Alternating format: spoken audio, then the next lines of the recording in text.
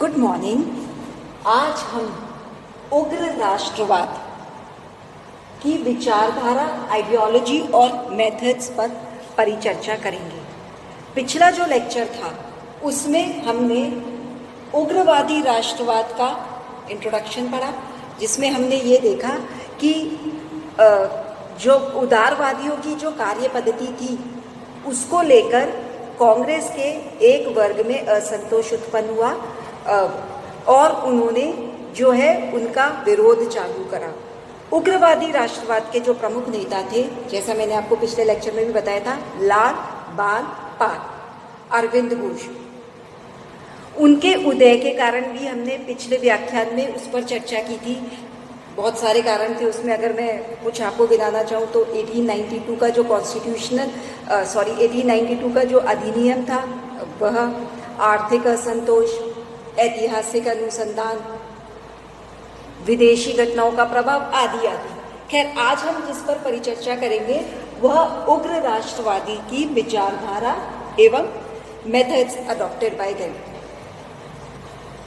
देखिए, ये जो उग्र राष्ट्रवादी थे ये अंग्रेजों से अनुनय विनय करके जो है अनुनय विनय के माध्यम से यह क्रमिक सुधारों के पक्षधर नहीं थी।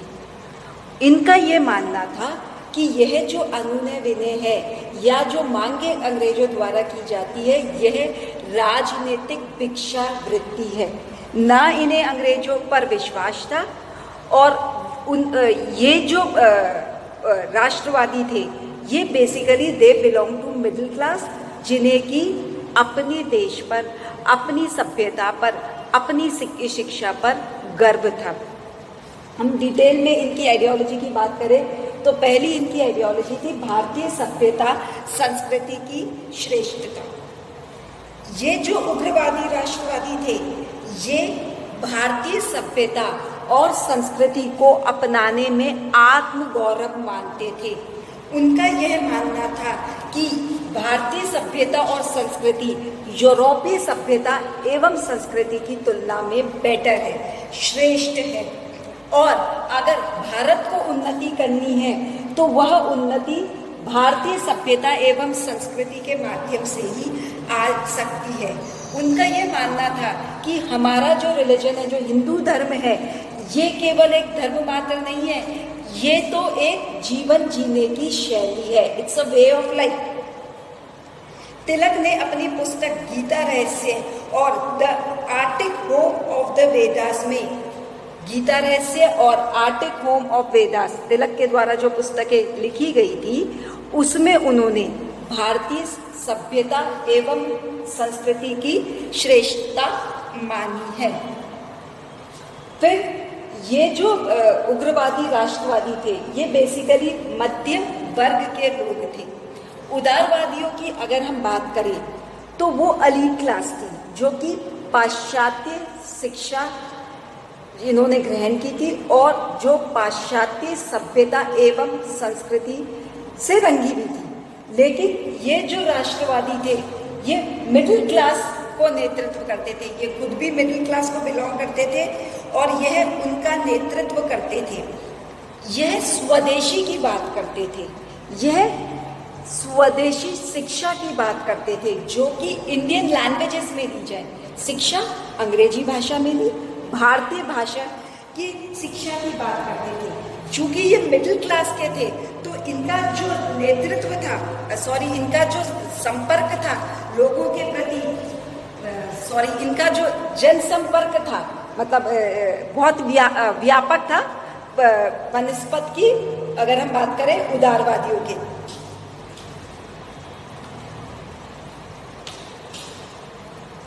तो हमने इधर तीसरे की हम आगे की बात करें तो इन्हें ब्रिटिश न्याय प्रियता पर कोई विश्वास नहीं था।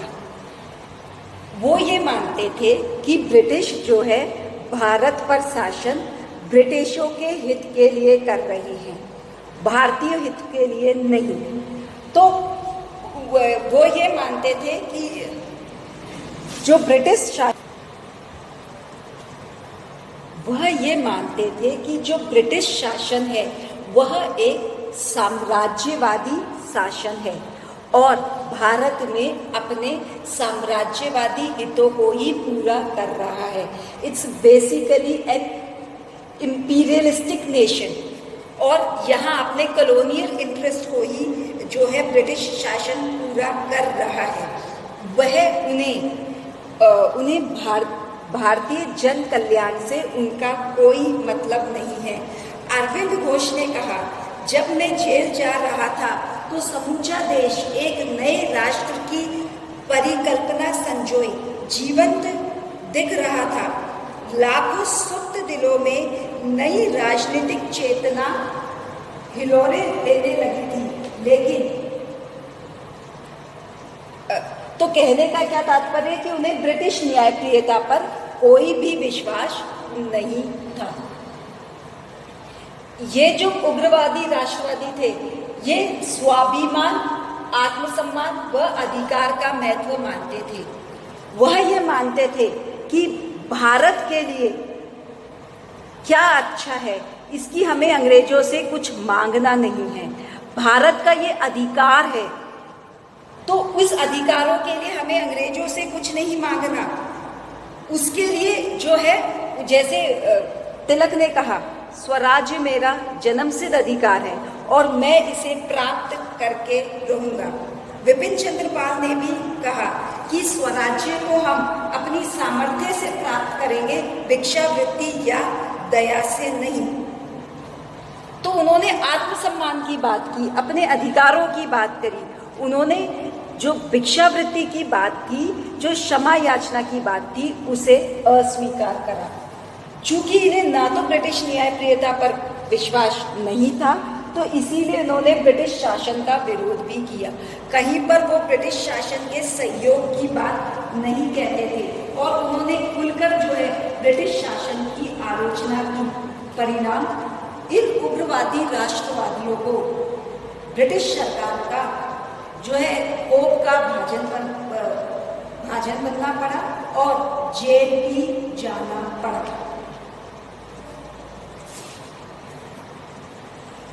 जहाँ तक हम उग्रवादी राष्ट्रवादियों के मेथड्स की बात करें, पद्धतियों की बात करें, तो इन्हें कॉन्स्टिट्यूशनल मेथड्स पर इनका कोई विश्वास नहीं था। ये क्षमा याचना नहीं चाहते थे। यह जो थे उग्र साधनों के द्वारा अधिकारों को प्राप्त करना चाहते थे। यह बलिदान देकर, त्याग देकर भारत के लिए अधिकारों को प्राप्त करना चाहते थे। इनके जो मेथड्स थे उसके अंदर अगर हम बात करें तो 4 मेथड्स थे: स्वदेशी, बहिष्कार, राष्ट्रीय शिक्षा और निष्क्रिय प्रतिरोध। स्वदेशी जो था, इवन मॉडरेट्स जो थे, उदारवादी जो थे, वो भी स्वदेशी की बात करते थे। स्वदेशी का मतलब जो अपने देश में निर्मित हो उसका प्रयोग करना, यानी अपने देश में निर्मित वस्तुओं का प्रयोग करना स्वदेशी है। तो उदारवादी भी इस बात का समर्थन करते थे कि हमें भारत में निर्मित वस्तुओं का ज़्यादा से ज़्यादा प्रयोग करना चाहिए। लेकिन बहिष्कार का उदारवादियों ने समर्थन नहीं करा। खैर, उग्रवादी जो राष्ट्रवादी थे वो स्वदेशी के साथ साथ बहिष्कार की बात भी करते थे। अगर मैं कहूँ तो उनके मेथड के अंदर 2 जो बेसिक मूल मंत्र थे वो थे स्वदेशी और बहिष्कार। बहिष्कार का मतलब विदेशी निर्मित वस्तुओं का बहिष्कार करना। विदेशी निर्मित वस्तुओं के बहिष्कार के साथ साथ सरकारी नौकरी, प्रतिष्ठानों, उपाधियों सबका बहिष्कार करना। उग्रवादियों का मानना था कि यह जो बहिष्कार है ये विदेशी शासन की प्रतिष्ठा एवं हितों पर सीधे जो है वार करेगा। मैंने आपसे क्या कहा कि यह जो स्वदेशी और बहिष्कार था यह बेसिकली उनकी पूरी आइडियोलॉजी का मूल मंत्र था। और ये दोनों जो मेथड्स थे, स्वदेशी और बहिष्कार, ये बहुत पॉपुलर भी हुए इंडिया में। खैर, हम इनके तीसरे मेथड की बात करें जो थी नेशनल एजुकेशन या राष्ट्रीय शिक्षा। पहला हो गया स्वदेशी, दूसरा हो गया बहिष्कार, स्वदेशी, बॉयकॉट, नेशनल एजुकेशन।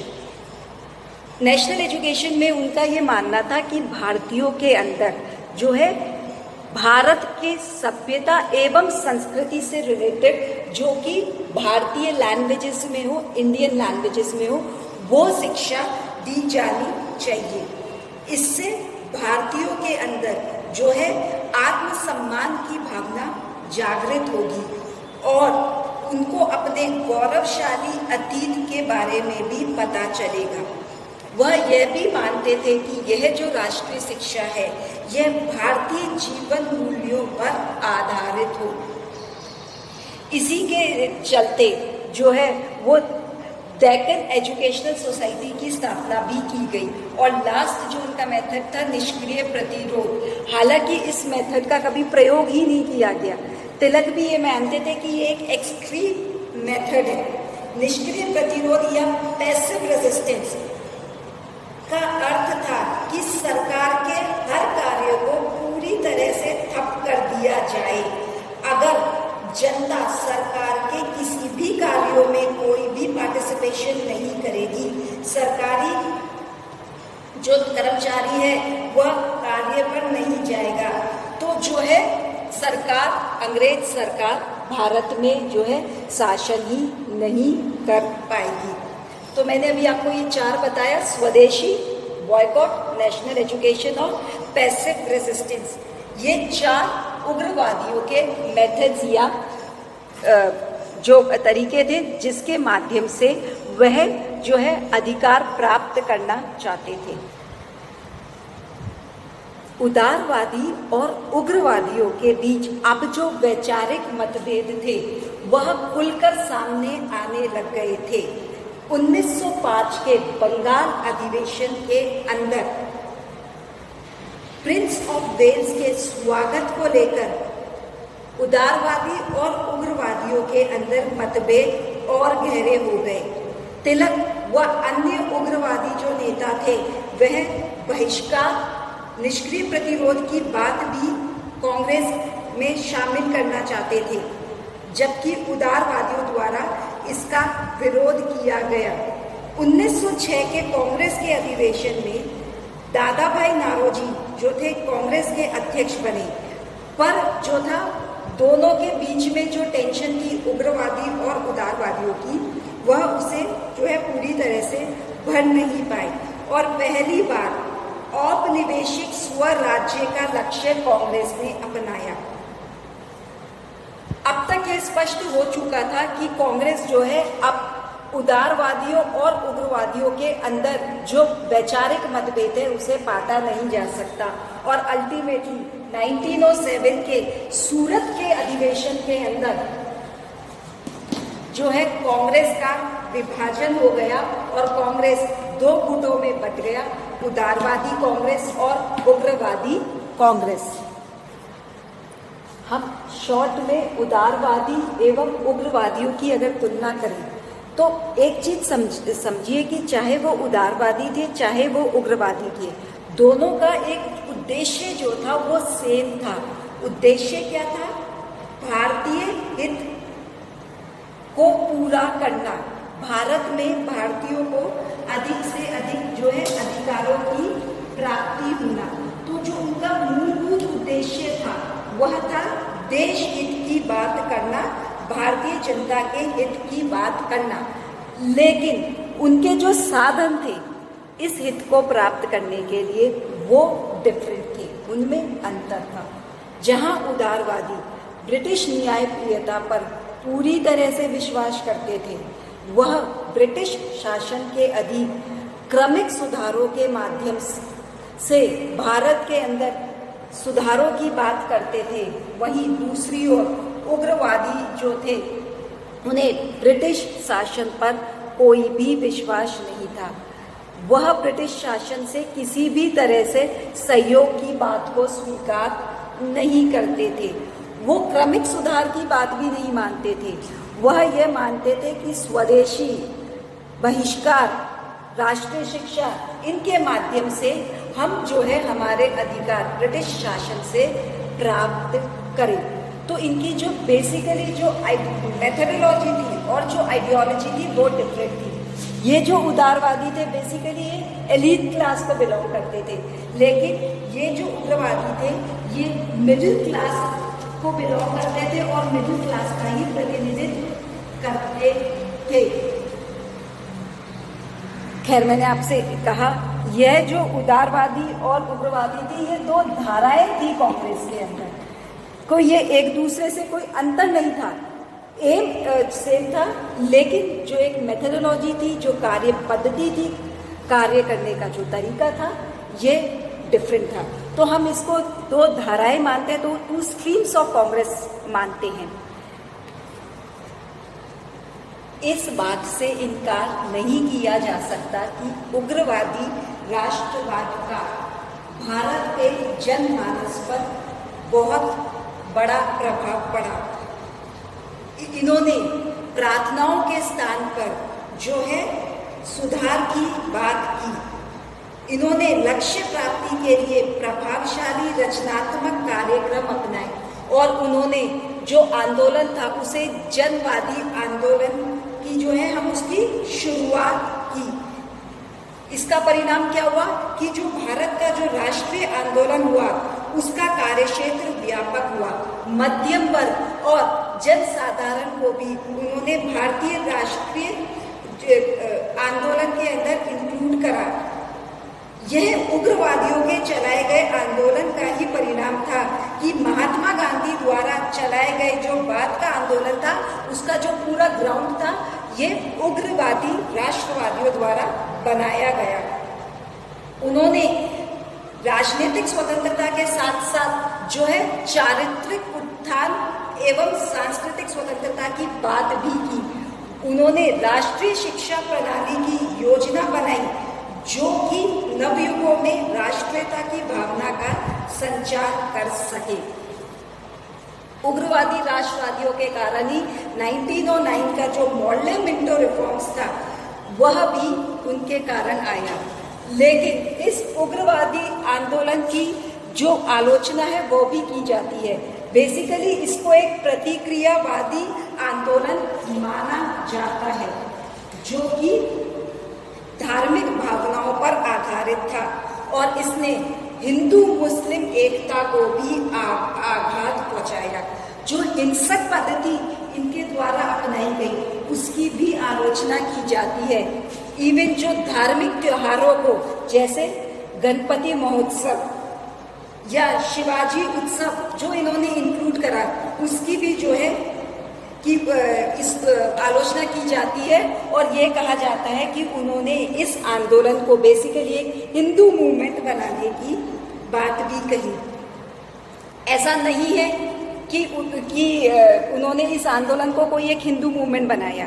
बेसिकली इस त्योहारों के माध्यम से वह साधारण जनता को, मिडिल क्लास को जो है भारतीय स्वतंत्रता संग्राम से जोड़ना चाहते थे और यह उग्रवादी राष्ट्रवाद का ही परिणाम है कि जो नेशनल मूवमेंट उदारवादियों के नेतृत्व में केवल एलीट क्लास या एक सीमित वर्ग तक ही सीमित था, उसका जो बेस है वो व्यापक हुआ, आधार व्यापक हुआ।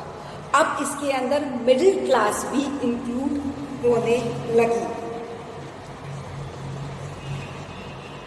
उदारवादियों ने बेसिकली नेशनल मूवमेंट के लिए जमीन तैयार करी और आंदोलन का बीजारोपण करा, जिस पर कि लेटर ऑन महात्मा गांधी ने पूरा जो अपना नेशनल मूवमेंट करा वह उसका पूरा ग्राउंड इस उग्रवादी राष्ट्रवादियों द्वारा ही तैयार किया गया।